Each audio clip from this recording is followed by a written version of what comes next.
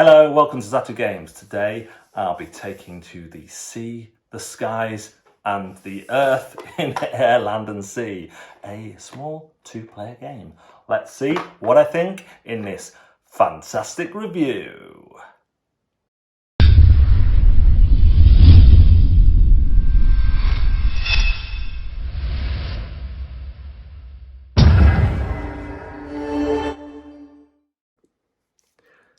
In air, land and sea, the first person to score 12 points will be the winner.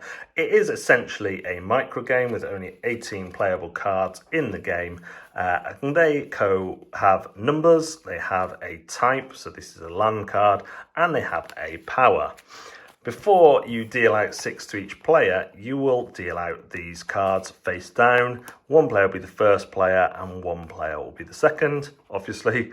And these cards dictate how many points your opponent scores if you withdraw. So you look at the cards left in your hand and the points the opponent scores if you withdraw are listed down here. This is important because if they win the battle outright by having control of most of the campaigns, so that each one of these is a campaign, they will always get 6 points. So the earlier you withdraw, the better, because they get less points. So if you look at your starting hand of 6 cards and you're like, when you're first player, you get to play 2 before deciding to withdraw for best case. When you're the second player, you only get to play 1 before deciding to withdraw. And this is strategically important because, as I said, it gives them less points. Remember, you only need 12 to win. So if they win 2 battles outright or you withdraw too late, then they're going to win after 2 rounds. So on your turn, you will take one of the cards in your hand of 6 and you will play it to one of the campaigns. There are 2 ways to play it. The first and most simplest is face down as a wild card, which has strength 2. I'm going to move these all up just to demonstrate these. And that can be played to any campaign and it will just have a strength 2. The other is to play it face up to its specific theatre. So I would play a C1 here and then I would activate the power. If it's a lightning power, it activates as soon as it's uncovered. That means if this card gets flipped and later on flipped back over, this will activate again, and you must do them unless they say may or something like that. But this is interesting because flip an uncovered card in an adjacent theatre. Uncovered simply means that it's not part of a column. This card is now covered because it's got one of it on it. But when it says flip in an adjacent theatre, this means in either of these theatres, you can flip over a card on your side or the other person's side.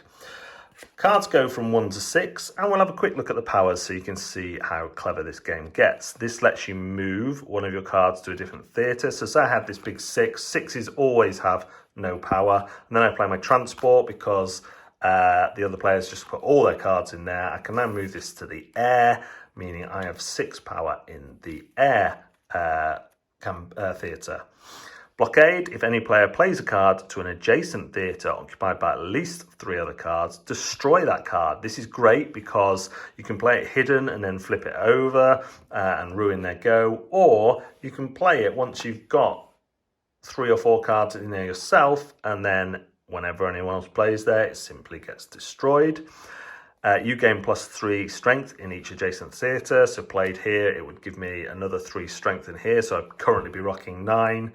Flip an uncovered card. So if I played this here, I'd have to flip one of these. Well, one's already been used. I'll flip it to a 2. That does not hurt me. Again, 6 is 6. Next time you play a card, you do not have to play it to a matching theatre.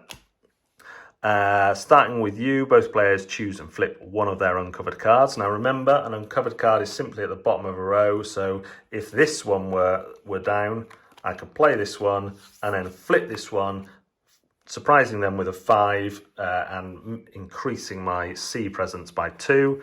Heavy Bombers is a 6. Flip an uncovered card, so another kind of 3-1. You may return one of the face down cards to your hand if you do play a card, so that's a way to get out of a sticky situation. If any player plays a face down card, you can destroy it. All your face down cards are now strength 4. Excellent card, that one that the opponent should flip as soon as possible. Flip any uncovered card. All cards covered by this card are now strength 4, so there that would be worse than it is good. You may play cards with strength or 3 or less to non-matching theatres. Draw an extra card and play it face down, so that's great. Any cards that you play face down, you can look at. So you basically get an extra card with that one. And flip. Again, the 3s are all the same as well. So what happens is each player gets 6 of these cards, and apart from that one card that lets you draw one, that's all you will have. You start by playing cards one at a time, and you go until all cards are played, or one player goes, I ain't winning this, you're not having 6 points. When a player gets 12 points, they win the game. Land and Sea has been out for a while, and I have yet to... That's wrong, I've played it, otherwise I won't be able to review it, but I haven't picked it up yet. In this second revised edition, I'm not actually sure what is even revised. However, what I am sure about is this is a cracking little 2-player game. If I had a complaint, the most obvious one would be that this could fit in a much smaller box. It is literally 18 cards. They give you the big cards to kind of make the box excuse a little bit more, but really you could have done that with normal size cards and had it in a deck box. However, that aside, this is super interesting because you are always drawing from the same deck of cards, both players. You very quickly learn the capabilities of the cards. You very quickly learn that flipping cards can be an absolutely devastating move, both when you flip your own card over to reveal a hidden power, or when you flip over your opponent's card to crush their plans. What really sets this apart from other 2-player games or micro card games is the ability to withdraw tactically and give your opponent less points.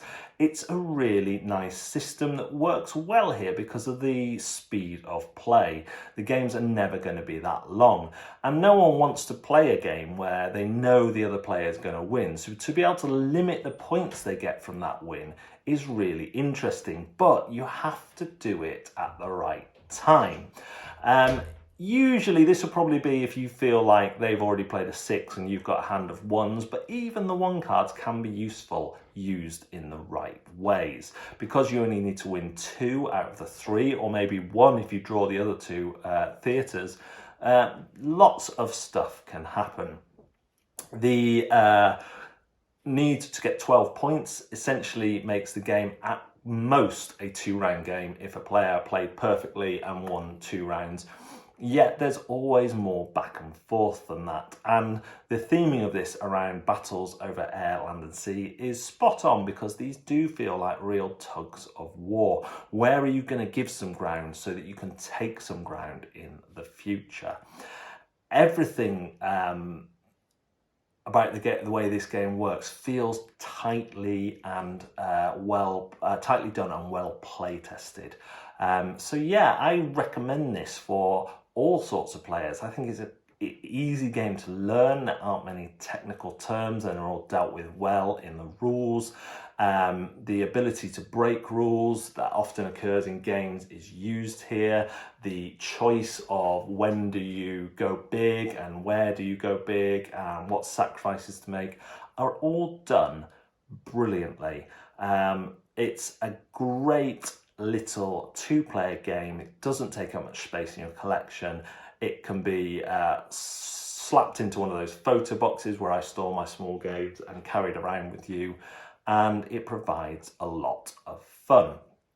Now, in long term, if you were playing this over and over and over again, there may be some strategies that develop, some ways of dealing with different cards, but the luck of the draw and the 18 cards kind of negates this a little bit. There may always be a preferred route of dealing with 1 card, for example, but I'm hopeful that there may be a small expansion, even adding 6 cards into this that you replace, or you have more cards and you choose 18 between you from a deck. It can really go a number of different ways. So yeah, for now it's great for the price, and it could be expanded in the future, which I would welcome.